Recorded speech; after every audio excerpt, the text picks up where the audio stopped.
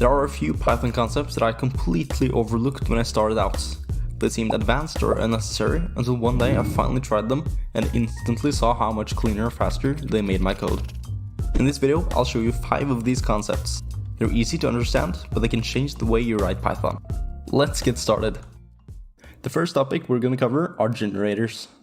A generator is a special type of iterable in Python, which just means that you can loop over it kinda like a list. But unlike a list, it doesn't store everything in memory. Instead, it produces values one at a time only when you ask for them. This makes generators great for handling large amounts of data efficiently without slowing your program down or using too much memory. So that's the big idea behind generators, but how do you actually make one?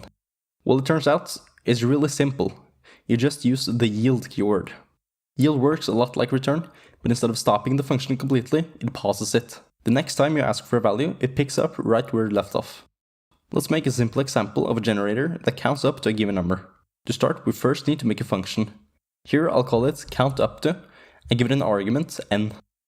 We'll then make a variable for the number we're currently at, which will start at 1. Then we make a while loop that runs so long as our num variable is less than or equal to the argument n. Inside of it, we first write yield num. I'll come back to this in a bit. And we'll then increment num by 1. And that's it for the generator. Let's also see how we can use it. We'll write a for loop and then call our generator with 5 as an argument, and inside of the loop we just print the number. What happens when we call the generator is that the function runs until it hits the yield keyword, at which point it will pause and return that number. In the for loop, it'll then print out 1. When the code in the loop is done running, we'll then pick up where we left off inside of the function. Num is now incremented, the while loop starts over, and once more we pass the function and return num, which this time is 2.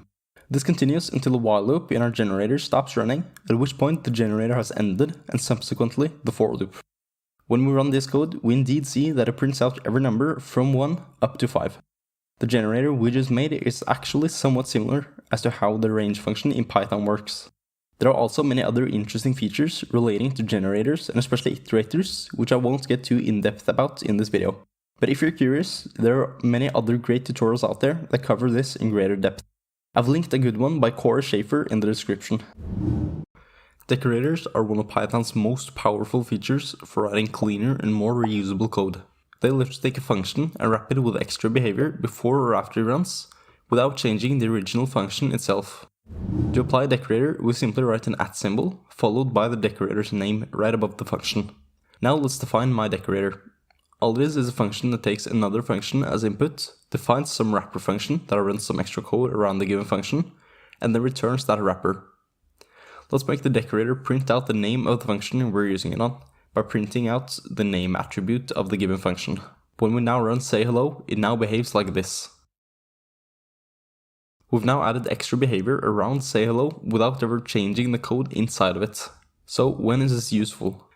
Well, let's say I want to easily measure how much time a function takes to run. Here I have a function that calculates the sum of all numbers up to 10 million, and I want to see how long this takes to run. We'll add a timer decorator that measures this for us. Inside the wrapper function, we'll store the start and end times, and between these run the function. At the end, we'll calculate and print out how much time has passed by taking the difference between the start and the end times. When we run this code, we now see that it takes approximately 0.8 seconds to run. The great thing about this is that we can easily reuse this decorator on any function, making it very modular. And this idea isn't just some neat trick. Decorators are used all over Python, like in web development with Flask or Fast API, in libraries like TensorFlow, and in tools like PyTest. So as you work on more advanced projects, decorators are something you'll see and use often. In Python, a very common pattern is to create new lists by iterating over some other values. For example, say we want to make a list of the first 10 square numbers. The typical way to do this would be to first create an empty list, and then write a for loop over range 1 to 11, and inside the loop, append the square of each number to the list. This works perfectly fine, and it gives us the correct result. But there's actually a more efficient and much more compact way to do the exact same thing. We can write everything in one line using what's called a list comprehension. The idea is simple. We create a list, but instead of building it step by step, we write out the loop inside of the list itself. And right before the loop, we write the expression we want to compute. What happens is that Python will apply that expression to every value in the iterable and add each result to the list. It does the exact same thing as our for loop, but all in one line and often much more readable. But list comprehension also have another very useful feature. We can choose to exclude certain values using an if statement. For example, say we want to only calculate the even squares. Traditionally, we do this by adding an if check inside of the for loop and then only appending the square if the number is even. In a comprehension, it works the same way. We simply write the if condition after the loop. If the condition is true, the value gets added to the list. If it's false, it's skipped. And this isn't limited to lists. You can use the exact same idea with other built-in types, like dictionaries and sets. For example, if I want to map every number to its square, I can do so in dictionary comprehension, where the keys are the numbers and the values are their squares. And here's something cool. List comprehensions aren't just shorter, they're often faster too. Let's test this. I'm going to use the timer decorator we defined earlier to measure how long each version takes. The regular for loop versus the list comprehension when running 1 million takes. The regular for loop takes about 1.2 seconds, while the list comprehension takes about 0.9 seconds. This makes the list comprehension roughly 25% faster, and the output is exactly the same. Sometimes when making functions, you don't always know how many arguments are going to be passed. That's when you can use args. When you write args like this as an argument with an asterisk in front, it will automatically store any leftover arguments passed into the function inside of a tuple. You can use these arguments by just writing args, making sure not to include the asterisk. For example, I want to make a function that can sum together as many numbers as we want. To do this, we need at least 2 numbers to sum together, but after that we choose how many we want. First, we take 2 required arguments. Let's just call this num1 and num2. And after that, we can use args. Inside the function, we start by adding the 2 required numbers. We then loop over all of the args and add every value to the total, and at the end, return the total. We can now try printing out the result of this function, and we see that the function works no matter how many arguments we pass, so long as we have at least 2 numbers. Keyword args, and that's how it's pronounced by the way, the KW stands for keyword, works very similarly to args, but it, as the name suggests, takes in a variable number of keyworded arguments, meaning arguments that are passed by name. Instead of being a tuple, these arguments are passed in dictionary.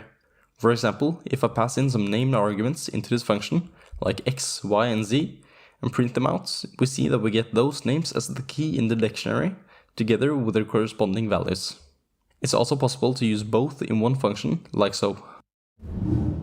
The fifth and final concept for this video is going to be lambdas. Lambdas are a quick way to write small throwaway functions in Python. They're also called anonymous function because they don't need a name.